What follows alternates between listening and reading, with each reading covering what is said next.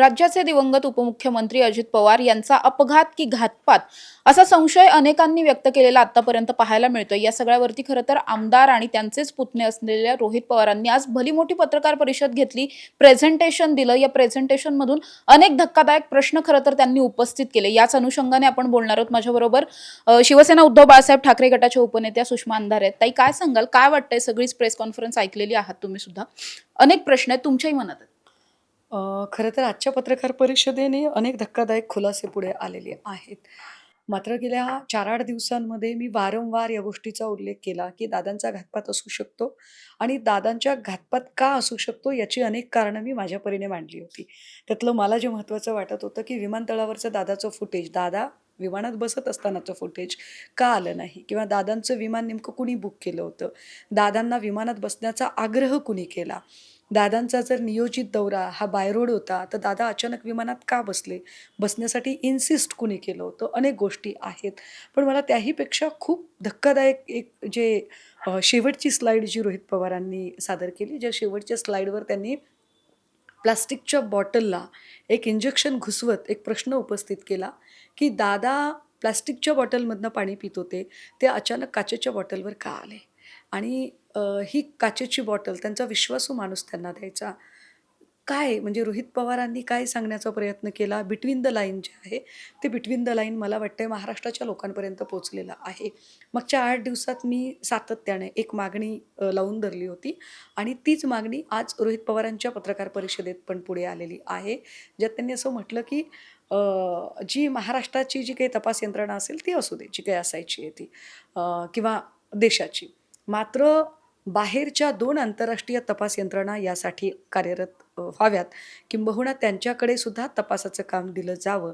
आणि मला वाटतं हीच भूमिका महाराष्ट्रातल्या प्रत्येकाची, जो दादांवर प्रेम करतो, ज्याला दादांच्या जाण्याने एक धक्का बसलेला आहे, असा प्रत्येक दादाप्रेमी जो व्यक्ती आहे त्याला वाटेल, की होय, हा तपास आंतरराष्ट्रीय यंत्रणांकडूनच व्हायला हवा. तर या सगळ्यामध्ये आणखी एक महत्त्वाचं असं, की आता या सगळ्या प्रेसमध्ये बोलताना रोहित पवारांनी आणखी एक मुद्दा जो आहे तो दाखवून दिला, की ते म्हणजे शेवटपर्यंत जेव्हा हे विमान अगदी डगमगत होतं किंवा आता काहीतरी घडतंय हे ऑलरेडी पायलटला कळलेलं असणार, की काहीतरी बिघाड झालेला आहे। असं असताना पायलटनी एक शब्द सुद्धा तोंडातून काढला नाही। त्यामुळे पायलटवरती दाट संशय व्यक्त केला जातो आणि व्हीएसआर कंपनीवरती सुद्धा रोहित पवारांनी आम्हाला दाट संशय असल्याचं म्हटलंय। अ, असा संशय निर्माण होण्यासारखी स्थिती खरंच आहे. कारण दादा एकतर विमानाने प्रवास करणारच नव्हते. ते अचानक विमानात का बसले? आणि जर ज्या विमानात ते बसले, त्या विमानाला आंतरराष्ट्रीय उड्डाण नियामक संस्थेने 1 वर्ष आधीच त्यावर बंदी घातलेली होती. तरीसुद्धा ते व्ही-एस-आर कंपनीचं विमान का वापरलं गेलं? आणि तिसरं, ऐन वेळेला त्याच्यातले 2 पायलट का बदलले?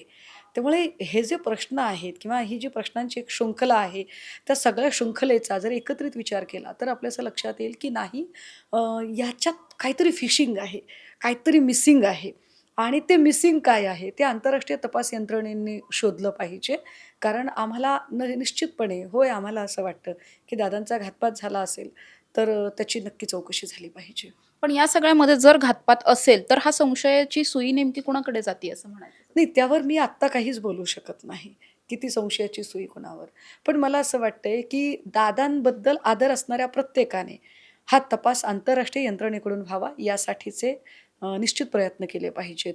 आणि जो कुणी खोडा घालायचा प्रयत्न करेल किंवा जे प्रश्न आज रोहित पवारांनी उपस्थित केलेले आहेत, त्या प्रश्नांना झिडकारण्याचा जो कोणी प्रयत्न करेल, त्याच्याबद्दल मात्र शंका घ्यावी लागेल.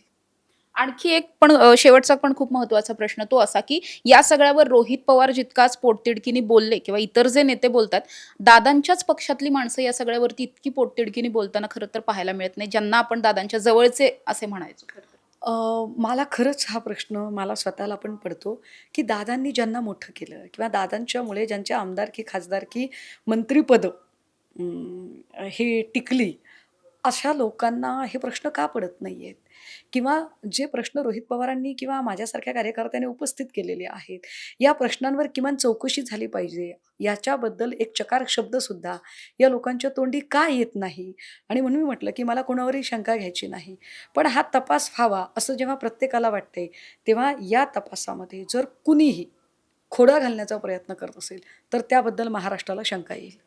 नक्कीच माझ्याबरोबर सुषमा अंधारे होत्या. जसं ताईंनी सांगितलं, की या सगळ्यामध्ये रोहित पवार असतील किंवा सुषमा अंधारे स्वतः असतील, दोघांकडून सुद्धा या सगळ्याची जी काही तपास यंत्रणा आहे, ही तपास यंत्रणा केवळ देशातली, राज्यातली नसून या सगळ्याच्याच बरोबर तितकंच महत्त्वाचं असणार आहे, की आंतरराष्ट्रीय लेव्हलच्या एखाद्या तपास यंत्रणेनं किंवा परदेशातील एखाद्या यंत्रणेनं सुद्धा या सगळ्यामध्ये तपास करावा, अशी मागणी केली जाते. अर्थात सरकार या सगळ्यावरती काय भूमिका घेतंय हे पाहणं महत्त्वाचं असणार आहे. कॅमेरा पर्सन अमितसह समृद्धी जाधव, टॉप न्यूज मराठी, पुणे. तुमची car, electric panel, data server आगीपासून सुरक्षित आहे का? नाही? मग आजच बसवा F protect temperature activated fire suppression device. यामध्ये आहे eco friendly non toxic pressurised liquid, जे आग लागल्यास क्षणार्धात ऍक्टिव्हेट होऊन आगीवरती मिळवते नियंत्रण. बसवण्यास अतिशय सोपे आणि सुटसुटीत टेकालिपचे एक दर्जेदार उत्पादन एफ प्रोटेक्ट.